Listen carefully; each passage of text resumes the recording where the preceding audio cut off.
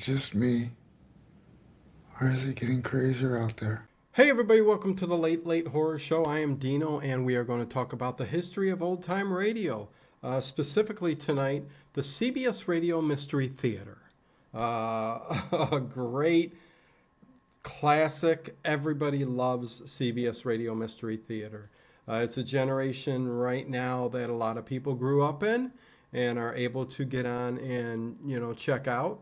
Whereas a lot of the older stuff from the 30s, 40s, 50s, you might not even have been around. But CBS Radio Mystery Theater, a lot of people were around. And it takes them back to their childhood, remembering times of the past. Anyways, the CBS Radio Mystery Theater, a dramatic mystery anthology initiated many years after the demise of network radio broadcasting in hopes of promoting a resurgence, which I wish, it kind of did. It was really one of the only shows at the time. There was Mutual Radio Theater. There were a couple other ones, but CBS Radio Mystery Theater was it. And they were it from January 6, 1974, all the way through December 31st of 1982 on CBS Radio. The cast was a mix of television stars and old-time New York radio people, including from the latter ranks, Leon Jamney, Eva Juster, Ralph Bell, Jackson Beck, Terry Keane, Mason Adams, Roger DeCoven, Robert Dryden, Bryna Rayburn, Joseph Julian, Ian Martin, Mary Jane Higby, William Redfield, Mandel Kramer, Paul McGrath, Amzie Strickland, Joan Loring, Joan Banks, Elspeth Eric, Santos Ortega, Arnold Moss, Grace Matthews, Brett Morrison, Barry Kroger, also taped occasionally in Hollywood with Jim Jordan, Les Tremaine, etc. The hosts were narrator E.G. Marshall. Later, Tammy Grimes. Producer, director, Hyman Brown. Writers were Sam Dan, George Lothar, and sound effects were by Peter Prescott and Joe Cabibo. Never heard that one before, sound effects. Joe Cabibo. So, 5 years after radio died, I'm trying to think back. I do believe Johnny Dollar was the last big show to go off the air. That was 5 years prior to CBS Radio Mystery Theater. I do believe that I am correct. But 5 years after radio died, TV killed the radio star, right? Old-time producer, director, Hyman Brown had been sounding a forlorn lament that the medium did not deserve such a fate, and I agree.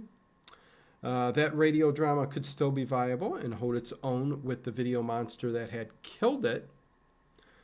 In 1973, CBS agreed, and Brown was given a slot for the most ambitious comeback attempt in radio's over-the-hill history. Boy, thank you, Hyman Brown. He would produce 195 original shows on tape, which would be fed to the CBS affiliates along the line. There would be 170 repeat broadcasts, but this still amounted to a show from scratch every 1.9 days. An awesome job that Brown tackled with joy. Think about that. Every couple of days, a new show. Unbelievable. The series premiered to mixed reviews. There was interest from every quarter. Radio as a dramatic medium had been absent from the scene long enough to again be a novelty. And the show was covered by journals, ranging from the New Yorker to Newsweek. Reporters were also interested in the lineup that Brown had announced for starring roles. Such stars as Agnes Moorehead, Zero Mostel, that's a name, right?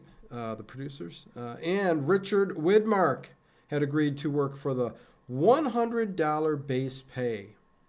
And weaned on TV talents, Joseph Campanella, Lois Nettleton, and their like would also spice up the cast. Newsweek said the series would infuse radio's hollowed horror show format with such topical themes as abortion and unwed motherhood.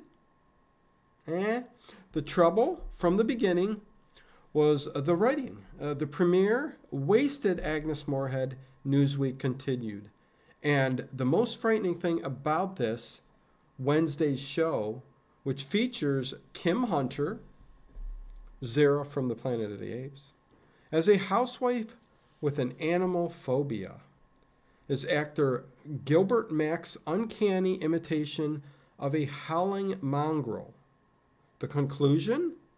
What Mystery Theater needed above all else was help from scripters like Patty Chayefsky and Reginald Rose. But at $350 for a 52-minute script, Brown wasn't about to go shopping among TV's best playwrights.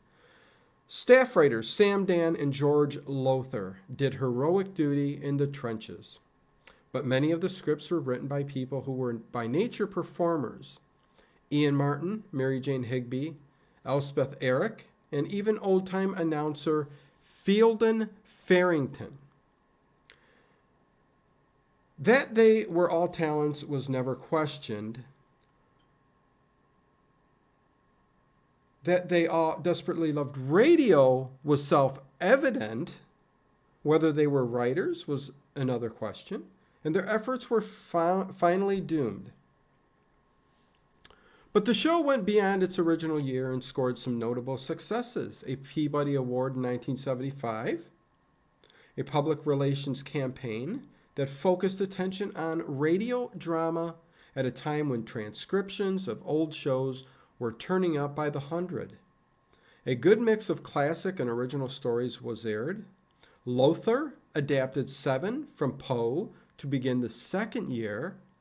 A Mark Twain week, beginning the 3rd season, revealed that Clemens had written many stories that could legitimately be called mysteries.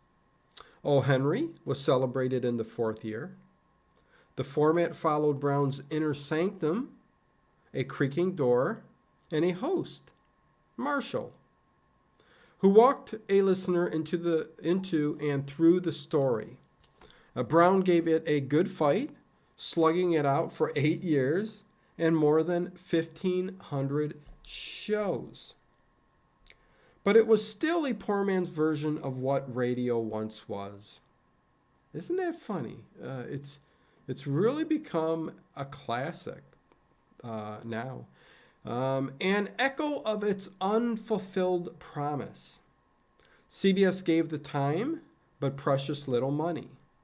And the affiliates felt free to tape delay or drop it from the schedule at will. At KOA in Denver, it was often a casualty of the station's sports docket.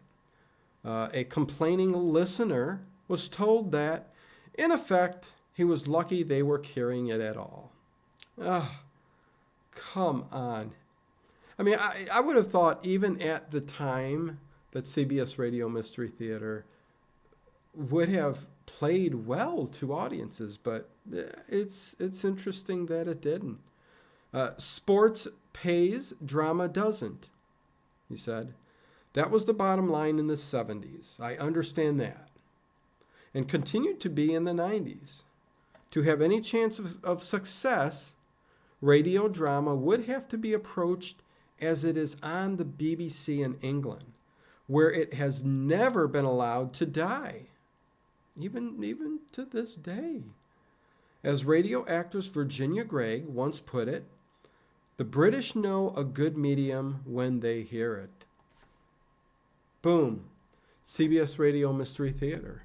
And very well said at the very end there, right? BBC never stopped, but here in America, times changed. Sports became relevant. News became such a big deal on radio.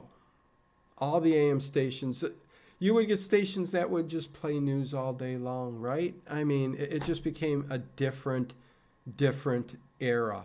But anyways, CBS Radio Mystery Theater, one of the classics. I mean, I think mostly because of the comfort level that people feel from childhood in this generation that we're in right now. Not to say that 30s, 40s, 50s kind of brung out some of the best ever. But I think Hyman Brown did a wonderful job bringing it back. And heck, we have, I know, over 1,300 shows on here on the channel alone. But yes, there you go. The history of old time radio. And I guess until next time, peace and love to you all. And old time radio, may it live